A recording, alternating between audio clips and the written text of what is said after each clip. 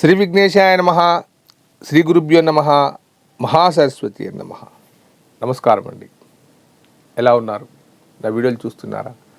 చాలా సంతోషం అండి. చాలామంది సబ్స్క్రైబ్ చేసుకుంటున్నారు, దాన్ని నాకు సహకరిస్తున్నారు, దాంతోపాటు వారికి ఉండే సమస్యలకు పరిష్కారం తెలుసుకుంటున్నారు. చాలా సంతోషం. ఈ 59 ఏళ్ళ వయసులో ఏదో విధంగా మానవాళికి సేవ చేయాలన్న దృక్పథమే కానీ డబ్బు సంపాదించాలి దీని ద్వారా అన్న విషయం అయితే కాదు. ఆ సర్వేశ్వరుడు, ఆ మహాసరస్వతి నాకు అన్ని రకాల వసతులు కలిగించింది, ఇంత జ్ఞానాన్ని ఇచ్చింది, నా కుటుంబంలో అందరినీ ఒక మంచి పద్ధతిలో ఉంచింది. ఆ తల్లికి హృదయపూర్వక నమస్కారం తెలియజేస్తున్నాను. దాంతోపాటు ఏదైనా ఒక మంచి పని చేసి మంచి సహకారాన్ని అందించి మంచి జీవితాన్ని అందించగలిగితే అదే 10,000 భావిస్తూ చేస్తూ ఉన్నానే కానీ డబ్బు గురించి అయితే కాదు. మళ్ళీ చెప్తున్నాను. కానీ చాలామంది నాకు ఫోన్ చేసి అడుగుతున్నారు, గురుగారు మీ కన్సల్టేషన్ ఫీజు ఎంత, ఇదెంత? మినిమంగా ఈ వ్యవస్థ నడవడానికి నేను తీసుకునే ఫీజు నామినల్ ఫీజు, అంతేకాని దీంతో డబ్బు సంపాదించే ఉద్దేశం కాదు. ఇక్కడ ఒక 5-6 వ్యక్తులు, కెమెరామెన్, లైట్ బాయ్ వీళ్ళందరూ పనిచేస్తారు, వాటికి ఇవ్వడానికే కానీ కాదు. నాకు ఇంత పెన్షన్ వస్తుంది, నాకు కావాల్సిన వసతులు ఆ అమ్మవారు ఇచ్చేసింది. ఈరోజు టాపిక్ ఏంటంటే, జాతకంలో లోపాలుంటే వివాహము, ఆర్థిక వ్యవస్థ, తర్వాత వ్యాపారాలు కుంటుపడతాయా?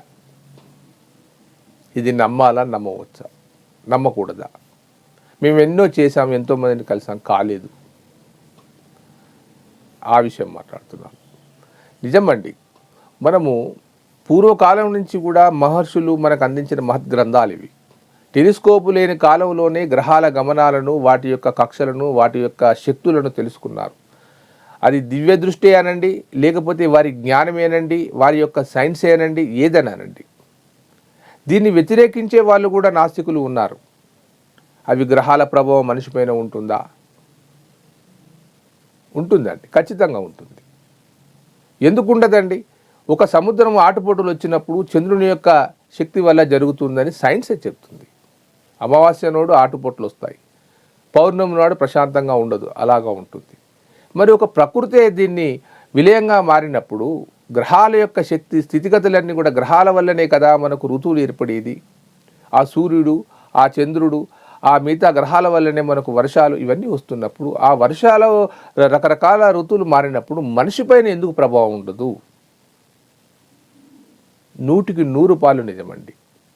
గ్రహాల యొక్క గమనాల ద్వారా మనిషి యొక్క జీవితాలను తెలుసుకొని చెప్పారు మహర్షులు.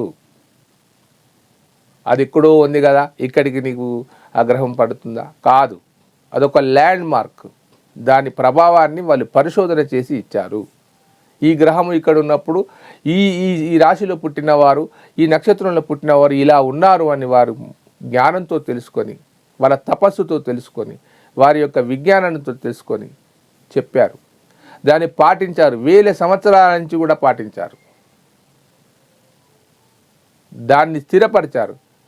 జ్యోతిషుడు తప్పు చెప్పితే జరగకపోవచ్చు, కానీ జ్యోతిషం తెలిసిన వాడు ఏది ఆశించకుండా మంచి మనసుతో, దైవభావంతో గనక తన పలికే పలుకులు ఖచ్చితంగా ఫలిస్తాయండి. అందులో అనుమానపడవలసిన అవసరమే లేదు.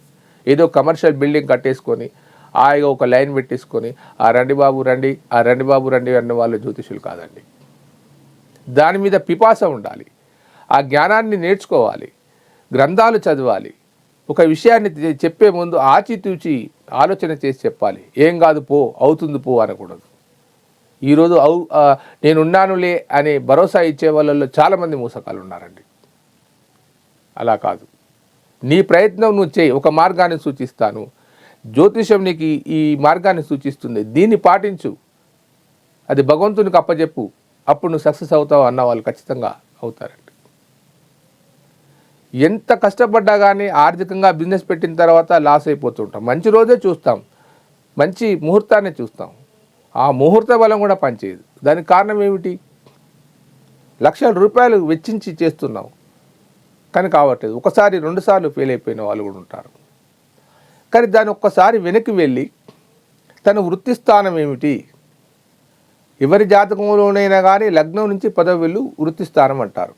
ఆ స్థానాధిపతి ఎవరు, అతను ఎక్కడ ఉన్నాడు, ఇప్పుడు ఏ దశ నడుస్తుంది, ఆ దశానాథునికి ఈ యొక్క వృత్తి స్థానాధిపతికి సంబంధ బాంధవ్యం ఏమిటి, ఇప్పుడు అనుకూలమైందా కాదా తెలుసుకోవాలి. ఆ విషయాన్ని తెలుసుకున్న తర్వాత మనకు వెనుకబడ్డది ముందుకు వెళ్ళేది తెలుస్తుంది.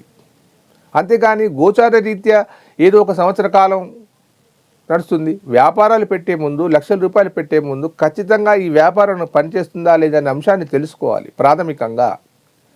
అటు తర్వాత వెళ్ళాలి. ప్రతి ఒక్కరికి ప్రతి వ్యాపారం కలిసి రాదు.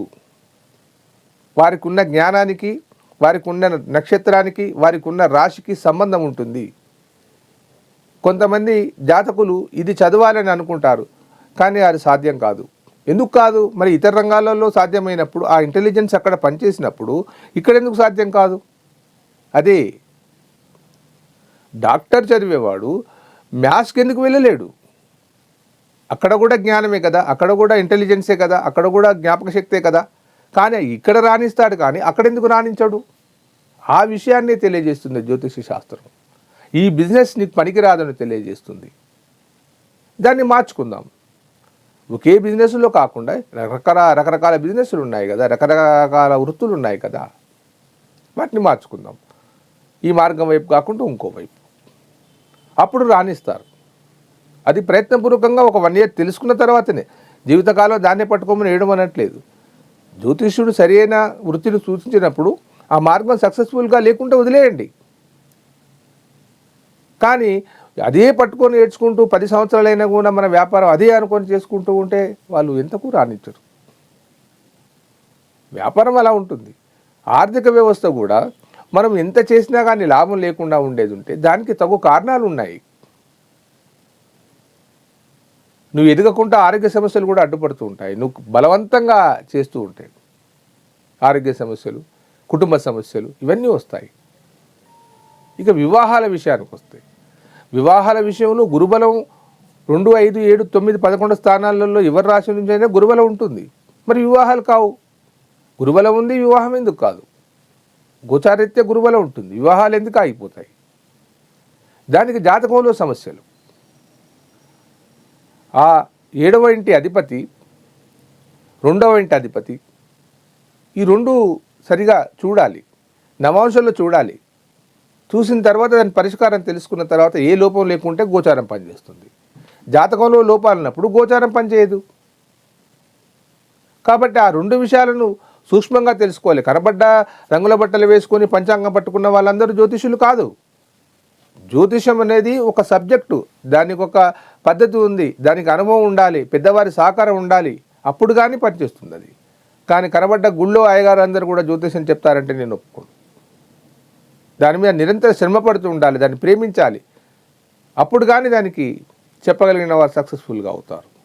కాబట్టి నేను అనేది ఏమిటంటే వివాహ సమస్యలే అయినా కానీ, ఆర్థిక విషయాలే కానీ, వ్యాపార సంస్థలే కానీ అవి అభివృద్ధిలోకి రావాలనుకున్నప్పుడు వారి యొక్క జాతకాన్ని, తర్వాత వారు పెట్టిన కంపెనీ పేరును అవన్నీ సరిగా చూసుకొని పెట్టినప్పుడు 100% అవుతుంది. ప్రయత్నించని వారికి భగవంతుడు కూడా సహకరించాడు. నేను అనేది ఏమిటంటే జ్యోతిష్యం అనేది ఏదో ట్రాష్ సబ్జెక్ట్ కాదు, అది భగవత్ స్వరూపం. అది గ్రహాలన్నీ కూడా భగవంతుడే. నీకు భగవంతుని పైన నమ్మకం కనుక ఉండేది ఉంటే జ్యోతిష్యాన్ని నమ్ము. నీకు భగవంతుని పైన నమ్మకం లేకుంటే జ్యోతిష్యాన్ని వదిలేయి. ఇతర మతస్థులు దీన్ని పాటించకపోవచ్చు, ఇస్లాం కానీ క్రైస్తవం కానీ వాళ్ళు పాటించకపోవచ్చు, వారికి వేరే పద్ధతులు ఉండవచ్చు.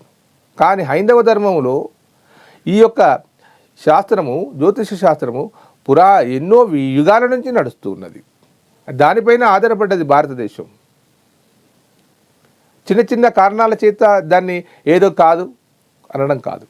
కాబట్టి జాతక పరిశీలనకు, సమస్యలకు పరిష్కారం తెలియజేస్తుంది జ్యోతిష్యము. మీకు ఏదైనా జాతక సమస్యలు ఉంటే ఈ కింది నెంబర్ ఫోన్ చేయండి. సాయశక్తులాన్ని కృషి చేసి మీకు సహకారాన్ని అందిస్తాను. ఉంటానండి మీ ప్రకాష్ గురు ఆస్ట్రో న్యూమరాలజీ. నమస్కారం.